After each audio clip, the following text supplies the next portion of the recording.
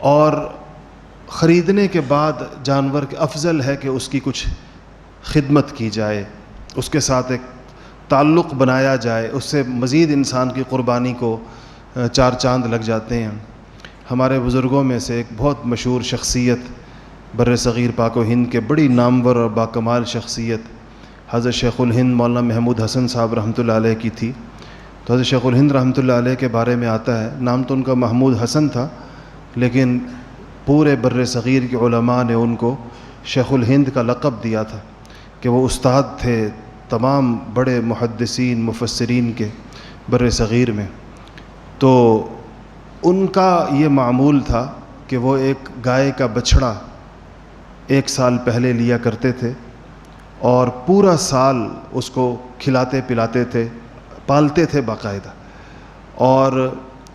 اتنا اس کو اپنے ساتھ ہلا دیتے تھے، اتنا مانوس کر دیتے تھے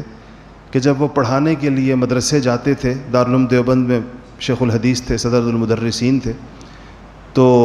وہ جو بچھڑا تھا وہ ان کے پیچھے پیچھے چلتا ہوا ان کے ساتھ گھر سے نکل کر مدرسے تک آتا تھا اور دروازے کے اوپر بیٹھ جاتا تھا، اور جب وہ سبق پڑھا کر واپس جاتے تھے تو ان کے ساتھ ساتھ واپس جایا کرتا تھا۔ اتنا ان سے مانوس ہو جاتا تھا، اس قدر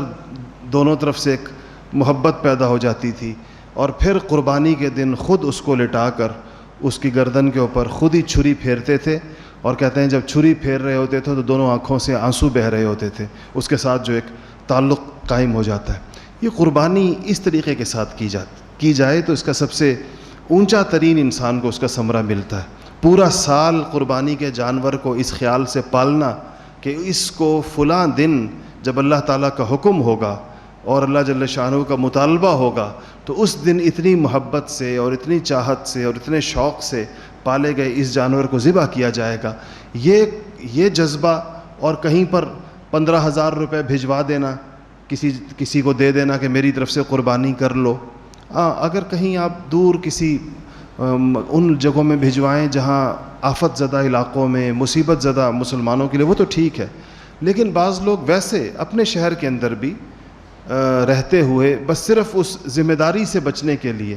گوشت کون سنبھالے گا، قربانی کے دن کون جائے گا اس جگہ پر جہاں ذبح ہو رہا ہے، تو اس سے بچنے کے لیے کسی سے کہتے ہیں بس یہ پیسے پکڑو میری طرف سے قربانی کر دو۔ تو یہ جان چھڑانے والی بات ہے، قبول تو ہو جاتی ہے ظاہر بات ہے، لیکن یہ اس میں وہ روح نہیں ہے، اس میں وہ جذبہ نہیں ہے۔ اس لیے کچھ دن کوشش اگر کسی کے پاس جگہ ہو اور وسائل ہوں تو قربانی کے جانوروں کو پالنا چاہیے اور ان کی خدمت کرنی چاہیے۔ اور یہ جو ہمارے ہاں ایک ماحول الحمدللہ ہوتا ہے، یہ گلی محلے کے اندر بچوں کے ہاتھ میں جانور ہوتے ہیں اور جانوروں کی لوگ خدمت کر رہے ہوتے ہیں، ان کو مہندیاں لگا رہے ہوتے ہیں، ان کو اپنے طور پر، یعنی یہ اگر دیکھا جائے تو ایک دھوم دھام ہوتی ہے اس فریضے کی۔ اس میں اللہ تعالیٰ کسی ریا سے اور دکھلاوے سے تو انسان کو بچائے، وہ تو نیت نہ ہو، لیکن ویسے اس فریضے کی زور و شور کے ساتھ اس کی جو ادائیگی ہے، بعض موقعوں پر یہ چیزیں مطلوب ہیں۔ اب دیکھیں تکبیرات تشریق ہیں یا لبیک اللہم لبیک ہے، یہ کلمات آہستہ بھی تو کہے جا سکتے تھے اور دل ہی دل میں بھی تو کہے جا سکتے تھے، لیکن اللہ تعالیٰ کو حکم یہ کہ اونچی آواز میں، اور حاجی جب حج کے لیے جائیں تو اونچی آواز میں کہیں لبیک اللہم لبیک، اور ایک فضا بنتی ہے، جب اس سے ایک ماحول بنتا ہے اس کے نتیجے میں۔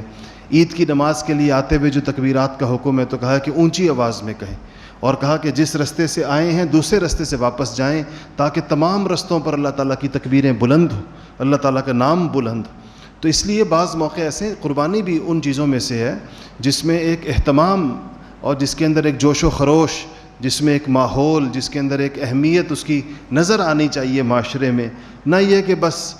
کسی طریقے سے اپنی جان چھڑانے کی فضا ہو۔ تو اس کی خدمت کرنی چاہیے، قربانی کے جانور کو موقع ہو تو پالنا چاہیے،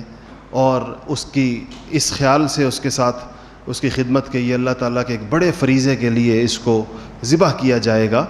تو اس کا یہ احساس انسان کے دل میں ہو۔